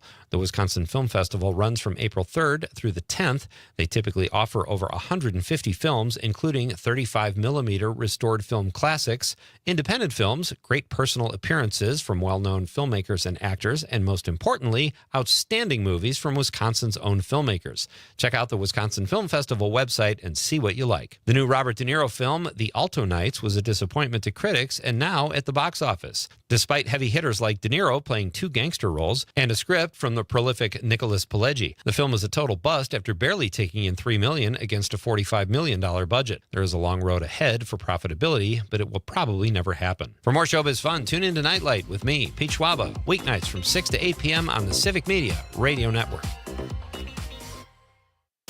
You can always continue the conversation on social media. Share your thoughts when you find and follow Civic Media on Facebook, X, and Instagram. I'm meteorologist Mace Michaels. A slight shower chance this evening, otherwise partly cloudy tonight, and a low in the low 20s. A mix of sun and clouds for tomorrow, high in the mid-40s. Maybe a shower tomorrow evening, then back into some sunshine and highs in the mid-50s Thursday. Currently, it's 37. I'm Dan Schaefer. Let's recombobulate. Folks, we've got to talk about Derek Van Orden. The second-term congressman representing Wisconsin's 3rd District is at it again, dodging public meetings and making all kinds of unhinged comments. As many scramble and struggle to understand the chaos of what's happening in Washington, D.C. and how it's impacting people here in Wisconsin, Van Orden has been as frustrating and disrespectful as ever. In one instance, Van Orden took to social media to berate a veteran who had been fired from his job at the VA by Elon Musk's Department of Government Efficiency. And the veteran in question is simply someone who was just reaching out to his congressman, looking for answers. Van Orden's office has also hastily canceled public meetings, and he has made some especially wild accusations about people who have been attending these public events. Congressman Van Orden needs to stop this unhinged madness, and more importantly, be more available and accountable to his constituents. Find all of Dan's work at the Recombobulation area and on our website at civicmedia.us. Traveling this spring, 30% of you are, and where you're going. I'm Lisa Hale. I'm Terry Barr, enjoying a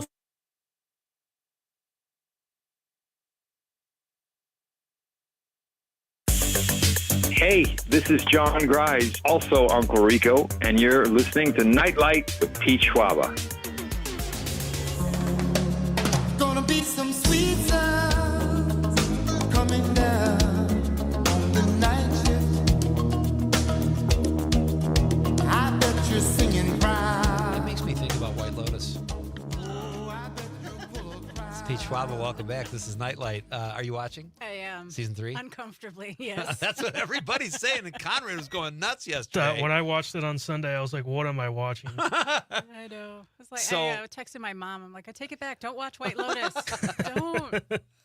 We had John Grise on, and I'm trying to get him back on, but maybe he doesn't want to come on while he probably doesn't want to say anything. You know what I mean? Yeah, I mean, I think there's maybe 2 episodes, maybe 1 left. Yeah. So it'll be over soon. I'm not watching them until I can watch them all, because that's how I did. I just finished White Lotus season 2 before this one dropped, so I can't watch a show and then have to wait a week. You don't like to live in the suspense with No. us? It's so fun. No, I can't do it. In fact, I started watching this show called Dope Thief the other night. I'm like, all right, a drug thing. So I got into it, and I'm like, oh, all right, cool. And it's like, I watched 3 episodes this weekend, and it's just, oh, you got to wait till Friday now. It's like, well, I don't like it that much. Like I would have stuck with it. Kristen Lite is here, Northeast Wisconsin-based comedian from here in Green Bay, actually. She's joining me in the studio. And did I ask you? Okay, so facial hair, where are you at with that? I try to shave like once a week. I shave my legs once a week, so this is working out very well. No, I'm pro facial hair. You're pro facial hair. That's right. Yeah. Barb from Waukesha says, as far as facial hair, if you're married, then it's not your decision. Ooh. Just saying. I don't know if she means, I guess she means my wife's the boss when it comes to facial hair. That makes sense. I don't think my wife cares. What does that say about my marriage? Honey, do whatever you want. Grow a curly Q mustache if you want. Tom from New Berlin says, love Hyena by REM. Hyena? I thought we have what? Shiny Happy People. I think I played the song. I don't know if it's called this, but it's "Fall on Me." You know? Fall on Me, yeah. That's the song I played, and that's what he. Tom, I could be wrong. I don't think that song is called. I think it's called "Fall on Me." But Tom's a music guy. He might know. I don't want to challenge Tom on the airwaves because then there'll be a record of it. And even clarify it, Hyena, because he misspelled it the first time. Steady Eddie will read that text shortly. Steady Eddie sent us a text tonight that I'm excited about. And Tom says Hacks is coming in April. Good show. You fan? I am a fan. Love that show. I love that show. Gene Smart. We've had Rose Abdu on the show. Great cast. Great writing. Mm-hmm. I love Gene Smart in everything. But let's not talk about her. She gets enough pub. Yeah, this is my time. This is Kristen's time. So let's get at it. You've got a fun tour coming up of Wisconsin. Tell us where people can see you and see your comedy like we just heard a few minutes ago. Yeah, the first week of April, I'm doing a fun little run with my friend Matt Alano Martin. We're going to co-headline some shows. He's out of Bloomington, Indiana. And so we're going to be Thursday night. We're going to be in Eau Claire at Clearwater Comedy. Okay. And then Friday night, we're going to be at the Laughing Tap in Milwaukee, which is one of my favorite rooms. I love the people that run it. They're wonderful.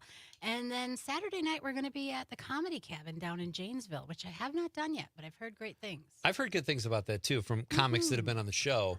And you must know Greg Bach if you've been. Yes. Yeah. Greg is amazing, and I love him. He will not book me. He will not return my emails. He keeps saying, send me a tape. I'm like, a tape? What is this, 1988?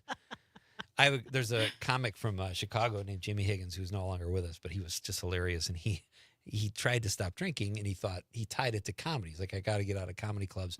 So he moves to Omaha, Nebraska, and gets a job in he's trying to get a job in a meat packing plant. Mm-hmm. And he has no resume. He's been doing stand-up for 20 years.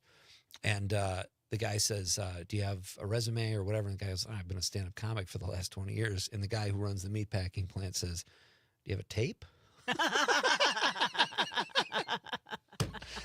Oh, I love it. Do you have favorite rooms to work, Kristen, in Wisconsin or out of Wisconsin? Yeah, I really love Teehee's in Des Moines, Iowa, and I love the Laughing Tap in Milwaukee. Yeah. And that's a room that's run by comics, Greg being one of them. Yeah. So I feel like they just really understand how to run a good show.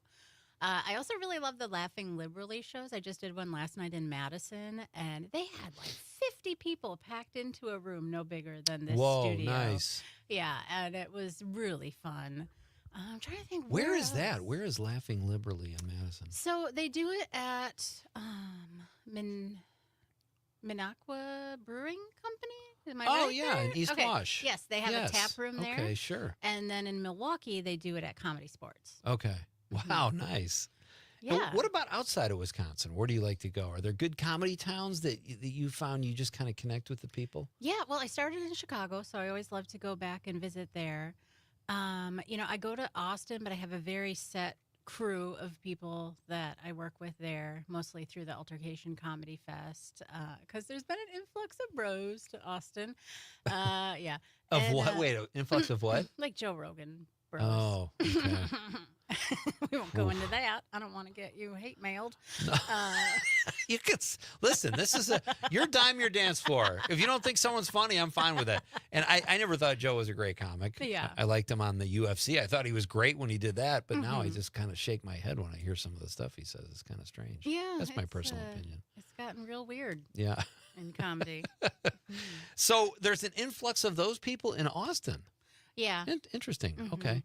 There's kind of I would say, a uprising of right-wing comics too, would you say? Yeah, I would say that narrative is becoming profitable, so a lot of people are jumping on the bandwagon. I know people who putting don't. their cowboy hats on. Yes, and I know people who don't even believe that stuff. Yep. Who have podcasts and do this, and I'm like, God, if people only knew, but whatever. They're just making money, baby. Gotta make a buck, right? Mm-hmm. And then you have a cool date coming up at the Skyline Comedy Cafe in April. Tell us about that. Oh, yeah. So the second week of April, I'm very lucky. Skyline is having me host Harlan Williams. We're doing 5 shows Thursday through Saturday. Nice. I'm super excited. He's a total legend. And I just really love when I get to work with people that I want to watch. Yeah. You know, like I watch every show. Right. I'm a comedy nerd. Harlan Williams is one of those guys who I think is so fearless on stage. And he, some of you might remember him. He was in Dumb and Dumber. He was the motorcycle cop who pulls over Jeff Daniels and Jim Carrey. And very funny guy, does a lot of good movie work. But when I worked with him at the Laugh Factory in Chicago in the mid-'90s, it was actually out in Aurora. Harlan, in the middle of his set, sang the song Beth by Kiss. No jokes. He just took 2 or 3 minutes to sing a song, and people are watching. I'm like, and he doesn't care. I love that he chose a ballad, too. Right, Not yeah. even like a jam. you know? Exactly. He was, I remember him as being a very nice guy. So that's exciting. And who else have you worked with like that you just want to watch? Oh, yeah, definitely Brian Posehn. I got to work with him 2 weeks ago in Fort Wayne, Indiana. And I just love watching him. He's so friendly and personable. Yeah. And like whenever people approach him for autographs and stuff, he's always like so kind and willing to take the time. Yeah. He's a really great guy. And yeah, John Caparulo is really fun to work with. Bobcat Goldthwait. Oh, wow. Is he still, does he still work clubs? Yeah, No yeah. kidding. He was actually just here at the Epic Center not too long ago. Oh, wow. And Lori Kilmartin was amazing She's to feature funny. for. And Kate Willett. I love watching stand up from people I respect. I could do it 24/7. Who are some of your least favorite? No, I'm just kidding. That's not what I'm making. Kristen Leidy is here in the studio. She is a Green Bay-based stand-up comic. Got a lot of dates coming up in April. You can see her at the Skyline Cafe in April with Harlan Williams. Highly recommend that show because Kristen's hilarious. Harlan's very funny. And then you have in June, you said I'll be on the Warped Tour in D.C. What is that? So the Warped Tour is kind of it got really big in the 90s, and it was like a punk rock music festival. Okay. So they're bringing it back. And honestly, I only recognize 2 bands, Fishbone and the Oxymorons. I was Fishbone? Like, yeah, see? I love Fishbone. Yeah. We have a Fishbone song. Let's play that when we go to break. I don't remember. Everyday Sunshine. Oh, okay. I love Fishbone. Yeah, so through my record label that I'm on Burn This Records out of LA, and their whole vibe is sort of, like we want to give working class comics who are sort of like more alty and fringe Yeah. a voice and a way to get into industry. So Brandy Posey, our record label, I guess she'd be the CEO. She was in talks with Warped Tour, and they're going to have a comedy stage, and we're going to be on it. How fun. Yeah, I'm pretty excited. And that's in Washington, D.C. Yep, Washington, D.C. in June, and then Orlando in November. Look at you making records, going to D.C., and you got a podcast. Tell us about the podcast. Yeah, I haven't done an episode in a while, but it's I have a guest on, and we chat about their favorite horror movie, and we talk about the themes in it and how they relate to it personally. So it's more of like, personal storytelling as opposed to like movie trivia. Yeah. And that's called Bloody Mary. Bloody Mary podcast. I love horror movies. I think they're so fun. Well, we were just talking about that you haven't had a drink in 6 years, too, and I think it's funny that your podcast is called The Bloody Mary. Oh, yeah. I did love the Bloody Mary, too. Although I was trying to figure out, like, did I love Bloody Marys, or was I just poor and hungry, and it came with all the accoutrement? Let me ask you this, and I mean this seriously. I know, and I just talked about Jimmy Higgins, who was a very funny guy. I know so many comedians that had too much to drink from time to time. Do you find that not drinking helps your creativity or stunts it at times? Because a lot of people say, and I remember the writer Paul Schrader, who wrote Taxi Driver, said, write drunk, edit sober. What was your experience from not drinking or drinking to not drinking? Yeah, I actually quit drinking before I went on stage 2 years into comedy because I was like, I'm slurring my words. I'm not sharp. I don't like this. And I still am pretty much someone who writes on stage. Like I'll have a premise floating around and then I kind of work it out on stage. So if I'm not sharp, it doesn't work. And I think, everyone has their own process. But for me, getting sober has meant being really comfortable in my own skin and getting okay with that. So I think that is my process, to just go out on stage and be like, hey, I got an idea. Maybe it's good, maybe it's not. Oh, that's terrifying. It's fun. I like it. That's my high now. That's what Yeah. I do. Yeah. Oh, that's so great. How do you write? Do you sit down and write stand-up, or do you just jot down ideas when they come to you? Yeah, I'll usually get an idea of something that makes me laugh or something that frustrates me, and I'll make a little note in my phone. And then, as I'm kind of going about my day and working and cleaning my house, I'll be like, oh, that's a funny tag. Yeah. And I'll kind of like have all these little puzzle pieces, and then they just kind of commingle in my brain until it makes sense. Like it's kind of rooting around in my subconscious. How many times do you have to go on stage with a new joke or bit where you feel like, and it probably varies from bit to bit, but when you really feel like, I've got this is now a great joke, from the first time to when? Yeah, I would say usually it's about 3 times. Third time's the charm. Okay. But the first time it feels so good because it's like lightning shooting through you. Like, it's new. It's fun to try something new. Yeah. And now, like all the jokes on my album, I love them, but like they just bore me. It's like I know they'll hit, but I'm like, ugh, I don't want to do them. How much turnover do you have in your act? Like, let's say you have first of all, if you have an album, that's a significant amount of material. Do you still do that during your shows? Or are you someone who tries to have a new 45 minutes every year, 20 minutes every year? Like, no. I'll take that as a no. I have been, since the album came out, I've been trying to do, every time I do a set, at least half of it be new material. And then I know I can go into the security of like the old material that I know will work. And so like last night I did 10 new minutes, and that felt really good. Wow. And yeah, it was just a short little set. So I love short sets. I think they're very fun. I think 10 minutes is like, I remember when I did stand up, like there were so few people, like when I was emceeing or middling, I could count on one hand the amount of headliners I wanted to see more than 30 minutes from. Like, honestly, it's like Brian Regan. I could watch him for 2 hours, or Ellen DeGeneres or somebody like that. But like some people just, it's like, okay, it's funny, but I've heard it. Let's move on, Yeah, dating's weird. We get it, What is your ideal set length? I love featuring. If I could like financially feature, I would make that my whole life. There's no pressure on you. You get to have fun. You're not doing the work of hosting. Oh, it's a ball. Do you think every comic thinks that? Probably, I feel like, yeah. Kristen Lite is here. We'll be back. We'll have a few more minutes. Maybe she'll help us close this down. I'm going to ask Kristen, I think we'll talk about Glengarry Glen Ross and your trip to New York. That's coming up. We'll do that after a very short break here. Great to have you with me on this Tuesday night here on Night Light with Pete Schwaba on the Civic Media Radio Network.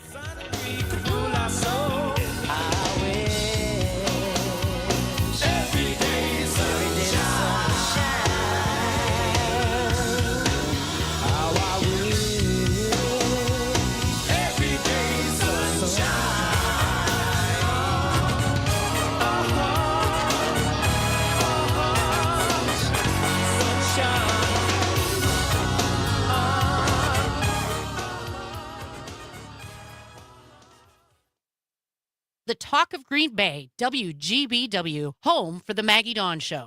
Do you enjoy fatty foods, sweets, and alcohol? Who doesn't? Unfortunately, all those things put a lot of pressure on our liver. That's why pharmacist, best-selling author, and nutritional expert Sherry Torkos recommends Active Liver from New Nordic. The liver is an incredible organ. It works nonstop to process toxins and chemicals from our food and drinks, medications we take, and even environmental exposures. As a health expert, I'm often asked how to support the liver's natural detoxification process and offset the effects of fatty foods, sugar, and alcohol. I recommend Active Liver by New Nordic. This gentle plant-based supplement is an effective way to support your liver's vital functions as well as your energy and overall well-being. With its powerful blend of turmeric, milk thistle, and globe artichoke extract, Active Liver is the perfect way to keep your liver healthy and you feeling your best. Active Liver is available in both a delicious gummy or tablet. You can find Active Liver in the vitamin aisle at your local CVS or online at Amazon or newnordicusa.com. Progressive Home Quote Explorer lets you easily compare rates, so shopping for insurance might be the easiest part of owning a home. Definitely easier than this. Psst, honey. Honey! What? Shh, there's a salesman walking up the driveway. Oh no, he's got a clipboard. What do we do? Get down. Down? On the floor, you... Shh. Shoot, did he see us? Why are you breathing so loud? Home ownership isn't easy, but with Progressive's Home Quote Explorer, shopping for home insurance is. Progressive Casualty Insurance Company affiliates and third-party insurers. Comparison rates not available in all states or situations. Prices vary based on how you buy. At National Geographic Society, we believe in the power of wonder. It drives us to explore, pushes us to see the world differently, moves us to action. And we believe that today, wonder is more essential than ever. Wow. That's why we're supporting a new generation of explorers to ask big questions, make breakthroughs, and bring the future closer. Wonder awaits.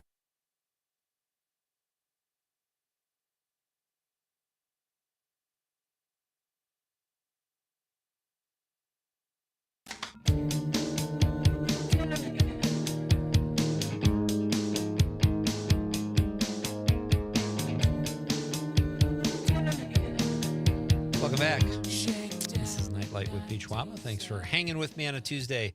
Steady Eddie texted from the 608. He says, Pete, in 1982, I decided on a friend's dare to grow a beard. What happened next would change my life. As my beard grew out, I began to get the urge to spend more and more time in the great outdoors. Think Grizzly Adams. I sold my house, divorced my wife, and abandoned my children. Whoa. In a day, he's taking this beard thing seriously. I didn't know that was part of the drill. Lifestyle. In a daze, for weeks, I wandered amongst the oaks and pines deep in the Chequamegon National Forest of northern Wisconsin. Suffering complete exhaustion, somehow a magical giant elk found me and led me the refuge of an abandoned bear den. I lived there in the great forest for 21 years. Wow.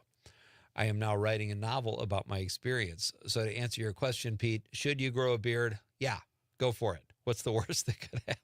I don't know, man. This feels like a cautionary tale. I feel like I was with him until he said got divorced and abandoned his children. Then he kind of that's taking it a little too seriously. I live with the bears now. And like Conrad, you said you had trouble growing a beard. You probably wouldn't go to those extremes, but you might like. Well, I don't have a abandon your wife or car. kids. Yeah. I don't have a wife or kids. I don't have a house either. So I think I'm good to go. You know, do whatever you want. I am good to go. Yeah. Thank you, Steady Eddie, as always. Great fun from Steady Eddie. So Kristen Leidy is my guest. She is a Green Bay-based comedian. Lots of fun stuff coming up. You can see her in Appleton at the Skyline Comedy Cafe in April, or through, what do you got? Eau Claire, Janesville, Milwaukee coming up. Where can people find out so they can have your schedule? Yeah, that's a great question. At their fingertips. I have this website I made that has all my dates on it, and you can get links to all the shows and figure out where I'll be. And if you want to stalk me, it's all there too. Yeah. Not literally, though. Figuratively. I mean, why not? A figurative I'm stalking. You know. Look, if she wants to be stalked, folks, stalk. I'm not going to stand in her way. But so we talked during the break. You're going to see Glengarry Glen Ross, and I immediately think small and think it's like at the De Pere Children's Community Theater or something. You're going great to see the kids do that one. To see the actual Glengarry Glen Ross. That's exciting. Tell us about that. Yeah, I was working with Brian Posehn, and he was talking about how excited he was to go see it. And then I heard Bill Burr talking on the radio about it, and I was like, well, you know what? This is what money's for. Yeah. And I've never been to New York, so me and the boyfriend, we bought some tickets, and I just won't think about how much they were ever again. No and it's going to be fun. Ballpark. What are Glengarry Glen Ross tickets setting you back? $200 per? Oh, no. Two tickets for, and I splurged a little on the seats. Like, I didn't go lowest tier. Are I you went, springing? Or is it Dutch? Well, I'm springing for tickets. Boyfriend's paying airfare and hotel. Oh, that's pretty. Okay. The tickets, two of them together were $900. I know. Let's not talk about it. Do you have you got to get like a paper route or something on the side to pay for that. It's also, I'm turning 45 this year. It is during my birthday, and I wanted to have a big 40th, but COVID kind of had other plans, so I figured this is the big birthday. I would never have guessed you were 45. Conrad, how old would you have thought Kristen was?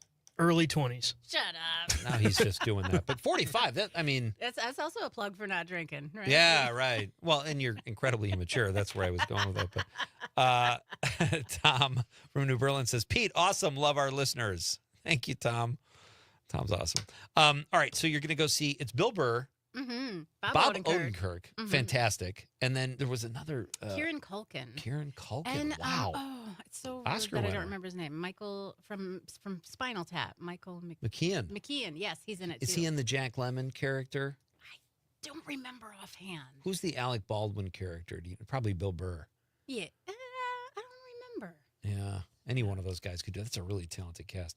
Who are your influences when it comes to stand-up comedy? Like, who are you watching when you were younger and you thought, I want to do what they're doing? Oh, it's definitely Carlin. Like, I have a few of his albums on vinyl from my grandfather, and we would just listen to them. And, there was a very healthy anti-authoritarian vibe in the house, and, like all the art just kind of reflected that. So Carlin, we were naturally drawn to. Your whole family was kind of anti. That's kind of cool. No, mine was too, but my parents, I would say, were sort of not uptight, but they were like more. Like I would hear Carlin and go, I don't think I'm supposed to be hearing this. You know what I mean? Whereas with my kids, they were dropping F-bombs around me in middle school, and I didn't want that to, but my wife encouraged it, so I just kind of went with it. Truth. But, it's nice that you can listen to that. Or I can listen to comedy like that with my kids, but you were listening to Carlin with your grandpa. Mm-hmm. That's really kind of cool. Yeah, and granted, a lot of it went over my head, but, I think I absorbed the vibe. Not the 7 words you can't say on TV. I'm sure you understood, right? That one I got, yeah. Oh, and the Cheech and Chong records. They had some of those, and I was always like, tee-hee, I don't know why these guys are so silly. Dave's not here, man. Yeah. Brian from the 414 says, age is just a number, forever young. That was directed to our guest, Kristen Leidy. And I totally agree with that, too. We have about a little less than a minute left. Is there a TV show you can recommend? Severance. It's my favorite show. Just started it. I tried to get my mom to watch it. I was like, Mom, you got to watch it. It's about this evil corporation that controls everyone's brains. And she said, I worked at Humana for 30 years. I'm not watching it. I got to say, it starts slow. The first episode, I was like, I know this goes somewhere because people are flipping out about it. So I stuck with it. I'm on like episode 4 now of season 1, but I'll stick with it. It's such a good metaphor for organizing, too. It's great. It's a great show. That's the union girl in you. Fantastic. Kristen Leidy, thank you so much. This was fun. Thank you for having me. Keep us posted. All right? will. All right. Thank you to Kristen, and thank you to Bob Giacchini, who is here talking about the cleaning lady. Thank you for all of your texts and calls. As always, another fun night here at Nightlight. We'll be back to do it all again tomorrow. Who do we have tomorrow, Conrad? We've got 100 Things to Do in Door County Before You Die authors. Tamara and Jean will be here. And then after that, we have, Ethan Ogilvy, the writer of The Threesome, which will play at the Wisconsin Film Festival. Will be joining us from California over the stream. Thank you so much, everybody, for being part of the show tonight. Thank you to the lovable producer, Conrad. Good night, Wisconsin. Take me to your best friend's house.